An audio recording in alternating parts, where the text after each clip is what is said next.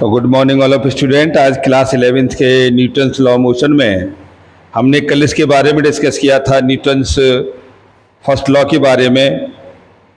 तो न्यूटन का first law कहता है any object remains in the state of the rest in uniform motion. और यूनिफॉर्म मोशन, कोई बॉडी अगर रेस्ट में है तो रिमेन्स रेस्ट में रहेगी, अगर वो बॉडी कोई भी यूनिफॉर्म मोशन में है तो वो यूनिफॉर्म मोशन में रहेगी जब तक हम उस पर कोई एक्सटर्नल फोर्स न लगा दें।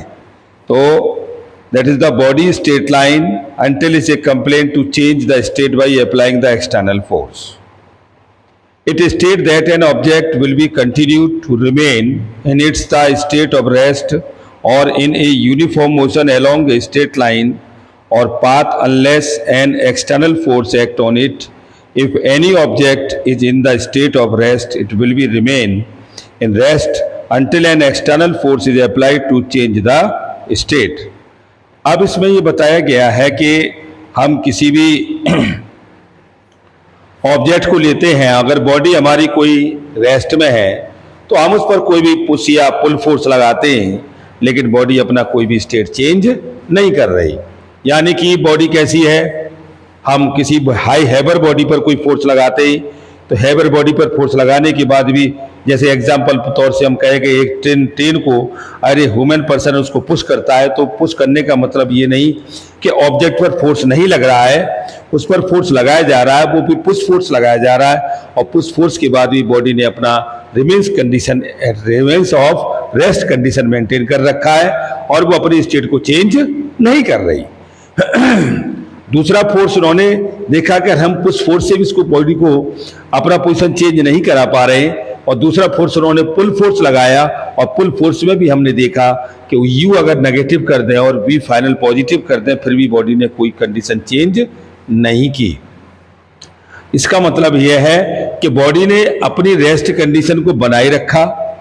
अपनी बॉडी को रेस्ट बनाए रखा, जबकि हमने बॉडी ऑफ मोशन में ये देखा कि जब हमने किसी बॉडी पर पुल या पुश फोर्स लगाया,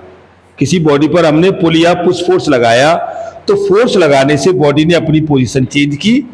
अब ये बॉडी अगर यहाँ पॉइंट पी पे थी तो ये बॉडी हमारी कहाँ आ गई, ये बॉडी हमारी ये यहाँ आ गई पॉइंट, और ये क्यू पर आ गई, और किसके कारण, पुल फोर्स के कारण, और इसने अपनी स्टेट को चेंज किया और ये पोजीशन एस इसको कवर किया गिवन एक्सेलरेशन ए से, या इनिशियल वेलोसिटी यू थी और यहाँ फाइनल वेलोसिटी वी हो गई।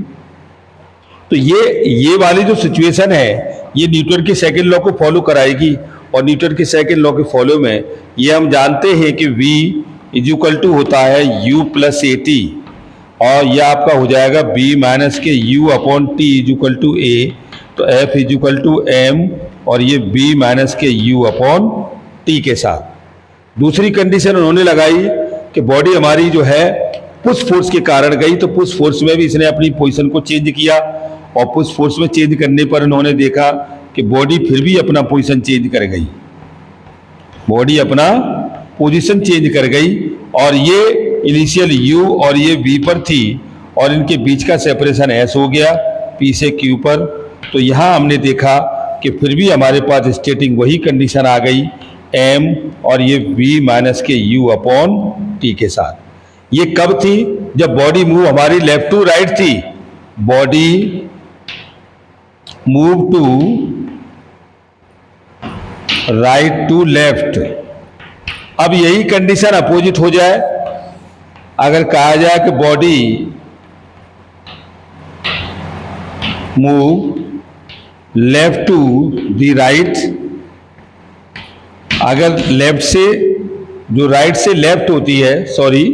ये लेफ्ट से राइट है, ये लेफ्ट टू राइट है और ये राइट से लेफ्ट है,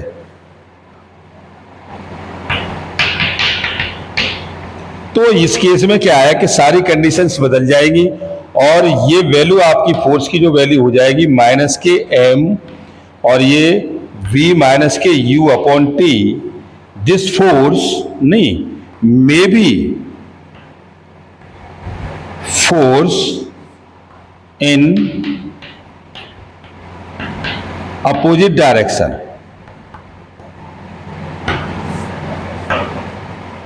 we can the force applied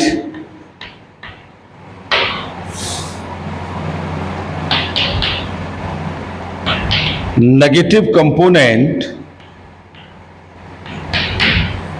so the applied force opposite direction, right to left, right to left, यानी कि ये सारी चीजें हमारे पास आ जाएंगी।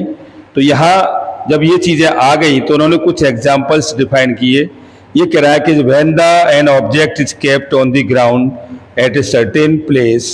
That will be remain on the ground unless an external force is applied to move it. दूसरे case में वो कहता है, person standing in a moving bus fall forward, driver applied brake suddenly. अगर कोई पर्सन किसी बस में खड़ा है, अगर उसको सडनली ब्रेक लगा दिए जाए तो रुक जाएगा। ये न्यूटन्स लॉ है। और थर्ड कहता है, when the pill of a coin on the carrom board hit by a striker, coin only at the bottom move away leaving rest of the pile of the coin at the same place. और fourth में कहता है, safety belt are use in car and other vehicles to prevent the passenger being the thrown in the condition of the sudden braking or other emergency, because in the condition of the sudden of the vehicle would be decreased or vehicle may be stopped suddenly. In that condition passenger may be thrown in the direction of the motion of vehicle due to tendency to remain in the state of motion. ये यानी कि कोई भी passenger हमारा rest में या movement में आता है तो ऐसे केसों में हम क्या देखते हैं कि ये हमारी आपके न्यूटन के फर्स्ट लॉ की प्रॉपर्टी को डिफाइन कराता है।